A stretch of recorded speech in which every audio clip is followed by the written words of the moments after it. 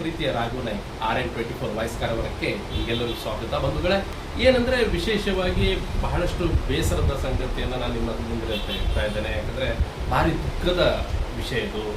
ಇಂಥ ಕೂಡ ಬುಡಕಟ್ಟು ಜನಾಂಗದಲ್ಲಿ ಜನರು ಈ ರೀತಿ ಇರ್ತಾರೆ. ಅಂದರೆ ಪಾಪ ಶಿಕ್ಷಣ ಇಲ್ಲ, ಭಾರಿ ತೀರ ಬಡತನ, ಎಲ್ಲಿ ಯಾರು ಬೇಡಿದ್ರು ಎಲ್ಲಿ ಕೆಲಸ ಚಿಕ್ಕ ಚಿಕ್ಕ ಕೆಲಸ ಮಾಡ್ತಾರೆ, ಇವತ್ತಿನ ದಿವಸ ನೋಡ್ತಾರೆ, ಇವತ್ತು ತಿನ್ನು ಹಾಕೋರು ಎಷ್ಟೋ ನಮ್ಮ ಭಾರತ ದೇಶದಲ್ಲ ಇಂಥ ಬುಡಕಟ್ಟು ಜನರು ಇಂಥ ಬಡ ಪರಿಸ್ಥಿತಿಯಲ್ಲಿ ಎಷ್ಟು ಜನ ಇದ್ದಾರೆ ಅಂದರೆ 150 ಕೋಟಿಗೂ ಅಧಿಕ ಜನರು ಇವತ್ತು ಜನಸಂಖ್ಯೆ ಇದೆ ಭಾರತ ದೇಶದಲ್ಲಿ. ಆದರೆ ಇಂಥ ಬಡವರು ಬೇಸರ ಆಗುತ್ತೆ ನನಗೆ. ಯಾಕಂದರೆ ತುಂಬಾ ವೈರಲ್ ಆಗ್ತಾ ಇದೆ ಈ ವಿಡಿಯೋ.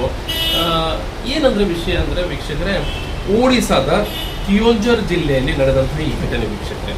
ಒಡಿಸ್ಸಾದಲ್ಲಿ, ನಮ್ಮ ಭಾರತ ದೇಶದ ಒಂದು ರಾಜ್ಯ ಒಡಿಸ್ಸಾ, ಅಲ್ಲಿ ಕಿಯೋಂಜರ್ ಜಿಲ್ಲೆ ಅಂತಿದೆ, ಅಲ್ಲಿ ನಡೆದಂಥ ಈ ಘಟನೆ ವೀಕ್ಷಕರೇ. ಏನಂದರೆ ಜೀತು ಮುಂಡಾ ಅಂತ ಒಬ್ಬ ವ್ಯಕ್ತಿ ಇರ್ತಾನೆ. ಅಂದರೆ ಬುಡಕಟ್ಟ ಜನಾಂಗದವರು ಅವರು. ಏನಂದರೆ ಇವತ್ತು ತಿನ್ನೋದು, ಯಾರು ಬೇಡಿದ್ದು ತಿನ್ನೋದು, ಯಾವುದು ಚಿಕ್ಕ ಚಿಕ್ಕ ಕೆಲಸಕ್ಕೆ ಹೋಗೋದು, ಅವ್ರಿಗೆ ಯಾವುದೇ ಕೂಡ ಜ್ಞಾನ ಇಲ್ಲ, ಶಾಲೆಗೆ ಹೋಗಲಿಲ್ಲ, ಸ್ಕೂಲು ಕಲೀಲಿಲ್ಲ. ಅಂಥ ಪರಿಸ್ಥಿತಿಯಲ್ಲಿ ಒಬ್ಬ ಜೀತು ಮುಂಡಾ ಅಂತ ಅವನು ಕೇವಲ ಒಂದು 50 ವರ್ಷ ಇರುತ್ತೆ. ಇತ್ತೀಚೆಗಷ್ಟೇ ಜನವರಿ 26ರಂದು ಅವರ ಸಹೋದರಿ, ಅವರು ಕೂಡ ಮದುವೆ ಆಗಿರೋದಿಲ್ಲ, ಆ ಸಹೋದರಿ ಕೂಡ ತೀರ್ಕೊಳ್ತಾರೆ, ಒಂದು ಕಾಯಿಲೆ ಇಟ್ಕೊಂಡು ತೀರ್ಕೊಳ್ತಾರೆ.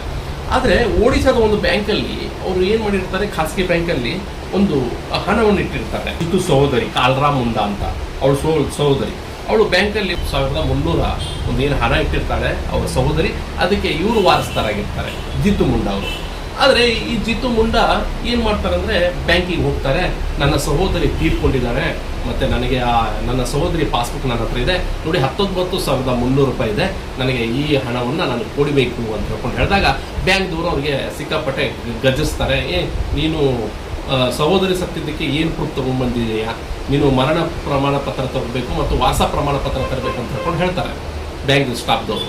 ಆದರೆ ಪಾಪ ಈ ಜೀತು ಮುಂಡನಿಗೆ ಯಾವುದೇ ಕೂಡ ಅರ್ಥವಾಗೋದಿಲ್ಲ. ಮರಣ ಪ್ರಮಾಣ ಪತ್ರ ಎಲ್ಲಿ ಸಿಗುತ್ತೆ, ಮತ್ತು ಇದು ಏನಂದರೆ ವಾರಸ ಪ್ರಮಾಣ ಪತ್ರ ಎಲ್ಲಿ ಸಿಗುತ್ತೆ ಅಂದರೆ ಅವನು ಏನು ಕೂಡ ಜ್ಞಾನ ಇಲ್ಲ ವ್ಯಕ್ತಿಯವನು. ಆದರೆ ಈ ಬ್ಯಾಂಕ್ದವ್ರು ಬಹಳಷ್ಟು ತಪ್ಪು ಮಾಡಿದ್ದಾರೆ ಅಂತ ನಾನು ಹೇಳಲಿಕ್ಕೆ ಇಷ್ಟಪಡ್ತೇನೆ. ಯಾಕಂದರೆ ಒಬ್ಬ ಬುಡಕಟ್ಟ ಜನಾಂಗದ ಒಬ್ಬ ಮನುಷ್ಯ ಬಂದಾಗ ಅವನಿಗೆ ಯಾವುದೇ ಜ್ಞಾನ ಇಲ್ಲದಾಗ ಇವ್ರು ಬ್ಯಾಂಕ್ದವ್ರು ಏನು ಮಾಡ್ತಾರೆ ಅಂದರೆ, ಅವನ ಬಟ್ಟೆ ಅವನ ಪಾಪ ಕಾಲಿಗೆ ಕೂಡ ಚಪ್ಪಲಿ ಇಲ್ಲ, ಬಟ್ಟೆ ಕೂಡ ಇಲ್ಲ, ಮೈ ಮೇಲೆ ಬಟ್ಟೆ ಕೂಡ ಇಲ್ಲ, ಅಂಥವ್ರನ್ನ ಇವ್ರು ಏನು ಮಾಡ್ತಾರೆ, ಯಾವುದೇ ಬ್ಯಾಂಕಲ್ಲೇ ನಾನು ನೋಡ್ತೇನೆ ಜನಸಾಮಾನ್ಯರನ್ನ, ಅಂಥವ್ರಿಗೆ ಇವರು ಯಾರು ಕೂಡ ಮುಂದೆ ತಗೊಳ್ಳೋದಿಲ್ಲ. ಇವರಿಗೆ ಪರಿಜ್ಞಾನ ಇರಬೇಕು, ಒಂದು ಏನಾರ ಒಂದು ತಾವು ಕೂಡ ಒಂದು ಒಳ್ಳೆ ಮಾಡ್ಬೇಕಂತ ಹೇಳ್ಕೊಂಡು ಈ ಬ್ಯಾಂಕ್ ಸ್ಟಾಫ್ದವ್ರಿಗೆ ಯಾರಿಗೂ ಇಲ್ಲ. ಅವರು ಅದೇ ಒಳ್ಳೆ ಡ್ರೆಸ್ ಹಾಕೊಂಡು, ಒಳ್ಳೆ ಟಾಪ್ ಟಿಪ್ ಹಾಕೊಂಡು, ಒಂದು ಕಾರ್ ಬೀರ್ ತೊಗೊಂಡು, ಮರ್ಸಿಡೀಸ್ ಬೆಂಚ್ ತೊಗೊಂಡ್ರು ಸ್ವಾಗತ ಮಾಡ್ತಿದ್ರು ಬ್ಯಾಂಕ್ ಮ್ಯಾನೇಜರ್. ಅವ್ರಿಗೆ ಏನಾರ ಒಂದು ಜ್ಯೂಸ್ ಬಿಸ್ ಕೊಟ್ಕೊಂಡು ಅವ್ರಿಗೆ ಅಲ್ಲಿ ಕೂತ್ಕೊಂಡು ಇಲ್ಲಿ ಕೂತ್ಕೊಂಡು ಏನು ಮಾಡ್ತಾರೆ. ಆದರೆ ಪಾಪ ಈ ಬಡಪಾಯಿ ನೋಡಿ, ಈ ಬಡಪಾಯಿನ ಕೂಡ ಇವರು ಇದೇ ರೀತಿ ಟ್ರೀಟ್ ಮಾಡಬೇಕಾಗತ್ತೆ. ಯಾಕಂದರೆ ಇದೊಂದು ಬ್ಯಾಂಕ್ ನೋಡಿ, ಬ್ಯಾಂಕ್ ಅಂದರೆ ಎಲ್ಲ ಜನರಿಗೂ ಅದೇ ಥರ ನೋಡಬೇಕಾಗುತ್ತೆ. ಆದರೆ ಅವನಿಗೆ ಆ ಥರ ನೋಡಲಿಲ್ಲ ಪಾಪ ಜೀತು ಮುಂಡನಿಗೆ. ಪದೇ ಹೋಗಿದ್ದಂತೆ ಅವನು ಬ್ಯಾಂಕಿಗೆ, ಆದರೆ ಅವನಿಗೆ ಕೊಡಲಿಲ್ಲ ಹಣವನ್ನು. ಆದರೆ ಇವ್ರು ಕೊಡಲಿಲ್ಲಲ್ಲ, ನಾನು ಏನು ಮಾಡಬೇಕಂತ ಹೇಳ್ಕೊಂಡು ಪಾಪ ಅವನು ಯಾರು ಕೂಡ ಹೇಳಲಿಲ್ಲ. ಅವನು ಏನು ಮಾಡಿದ್ದಾನೆ, ಸಹೋದರಿ ಸತ್ತ ಒಂದು ಸಮಾಧಿಗೆ ಹೋಗಿದ್ದಾನೆ.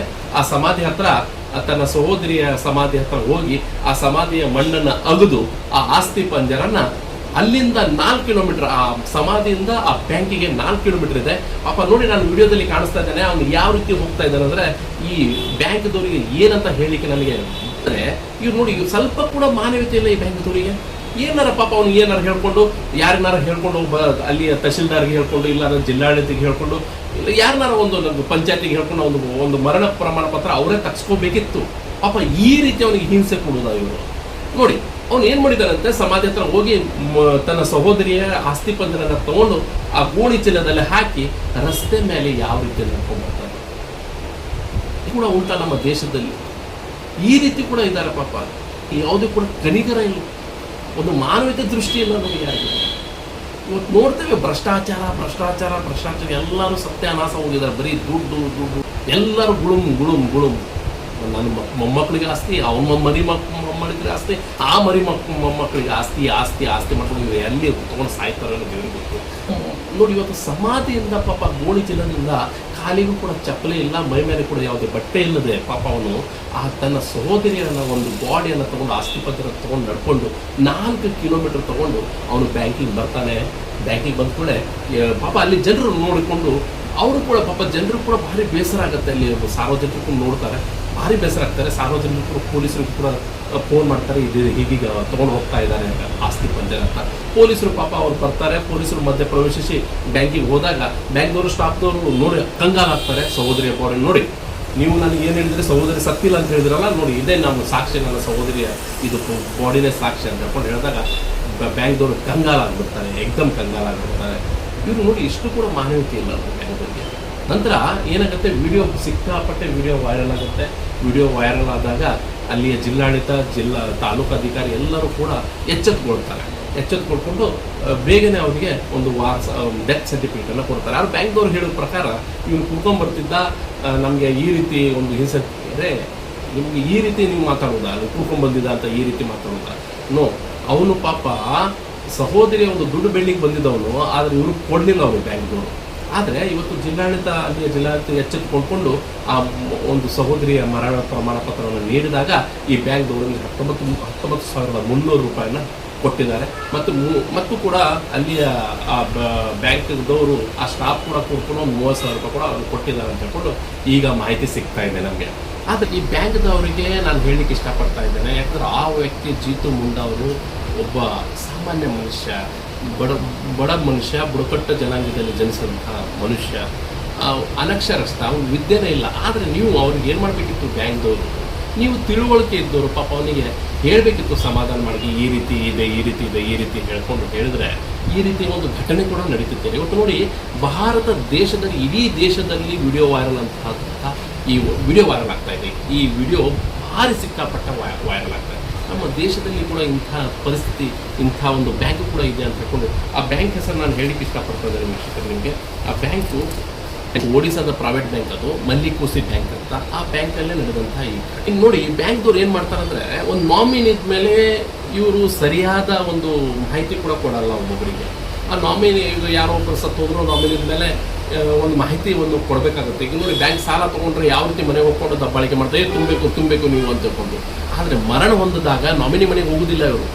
ನೋಡಿ, ನಿಮ್ಮ ಸಹೋದರಿ, ನಿಮ್ಮ ಅಣ್ಣ ಇಷ್ಟು ಅಮೌಂಟ್ ಇಟ್ಟಿದ್ದಾರೆ, ಇಷ್ಟು ಹಣವನ್ನು ನಿಮ್ಮದು ಎಫ್ ಡಿ ಆಗಿ ಇಟ್ಟಿದ್ದಾರೆ, ನೀವು ನಾಮಿನಿ ಆಗಿದ್ದೀರಿ ಅಂತ ಒಬ್ಬ ಬ್ಯಾಂಕ್ ಸ್ಟಾಫ್ ಹೋಗಿ ಅವ್ರ ಮನೆಗೆ ಹೋಗ್ಕೊಂಡು ಹೇಳ್ತಾರಾ? ನೋ, ಇವ್ರಿಗೆ ಅದು ಅವಶ್ಯಕತೆ ಇಲ್ಲ. ಯಾರು ಬರಲಿಲ್ಲ ಅಂದರೆ ಗುಳುಮಾಗಿ ತಿನ್ನು ಹಾಕೋದು ಇವರು ಪ್ರೈವೇಟ್ ಬ್ಯಾಂಕ್ಗಳು. ನಾನೆಲ್ಲ ಬ್ಯಾಂಕ್ ಅಂತ ಹೇಳ್ತಾ ಇಲ್ಲ, ಕೆಲವೊಂದು ಬ್ಯಾಂಕ್ಗಳು ಇದೇ ರೀತಿ ಮಾಡ್ತಾರೆ. ನನಗೆ ಗೊತ್ತಿದೆ, ನಾನು ನೋಡಿದೆ. ಆ ಒಬ್ಬ ಜೀತು ಮುಂಡಾ ಅವರಿಗೆ ಏನಾರ ಒಂದು ತಿಳುವಳಿಕೆ ನೀಡಿದರೆ ಈ ರೀತಿ ಇದೆಯಪ್ಪ, ಇಲ್ಲಾಂದರೆ ಇವರೇ ಒಂದು ವಾರಸಾ ಸರ್ಟಿಫಿಕೇಟನ್ನು, ಡೆತ್ ಸರ್ಟಿಫಿಕೇಟ್, ಮರಣ ದಾಖಲೆ ಪ್ರಮಾಣ ಪತ್ರನ ಇವರೇ ತಗೊಂಡು ಕೊಟ್ಟರು ಕೂಡ ಏನೂ ಪ್ರಾಬ್ಲಮ್ ಇಲ್ಲ. ಆದರೆ ಮುಖ್ಯಮಂತ್ರಿಯವರು, ಒಡಿಸಾದ ಮುಖ್ಯಮಂತ್ರಿಯವರು ಬ್ಯಾಂಕ್ ವಿರುದ್ಧ ತನಿಖೆಗೆ ಆದೇಶನ ಕೂಡ ಮಾಡಿದ್ದಾರೆ. ನೋಡಿ, ಇಷ್ಟೆಲ್ಲ ಆಗ್ತಾ ಇದೆ ಅಂದರೆ ತನಿಖೆಗೆ ಆದೇಶ ಕೂಡ ಅಲ್ಲಿ ಮುಖ್ಯಮಂತ್ರಿ ಕೂಡ ಮಾಡಿದ್ದಾರೆ. ಮತ್ತು ನೋಡಿ, ಈ ವಿಡಿಯೋ ವೈರಲ್ ಆದಂತೆ ಜಿಲ್ಲಾಡಳಿತ ಏನು ಮಾಡಿದೆ, 24 ಗಂಟೆ ಒಳಗೆ ಅವರ ಮರಣ ಪ್ರಮಾಣ ಪತ್ರ ನೀಡಿದ್ದಾರೆ. ತನ್ನ ಸಹೋದರಿಯ ಒಂದು ಆಸ್ತಿ ಪಂಜರ ನಾವು 4 ಕಿಲೋಮೀಟರ್ ನಡ್ಕೊಂಡು ಹೋಗಿ ಪಾಪ ಈ ರೀತಿ ಒಂದು ಬ್ಯಾಂಕಲ್ಲಿ ಇಟ್ಟ ಮೇಲೆ ಇವರು ಈಗ ಬುದ್ಧಿ ಬಂತು ಈ ಬ್ಯಾಂಕ್ದವರಿಗೆ. ಆದರೂ ನೋಡುವ ವೀಕ್ಷಕರೇ, ಇಂಥ ಬಹಳಷ್ಟು ಘಟನೆ ನಮ್ಮಲ್ಲಿ ಆಗ್ತಾ ಇರ್ತದೆ ನಮ್ಮ ದೇಶದಲ್ಲಿ. ನೋಡುವ. Thank you very much.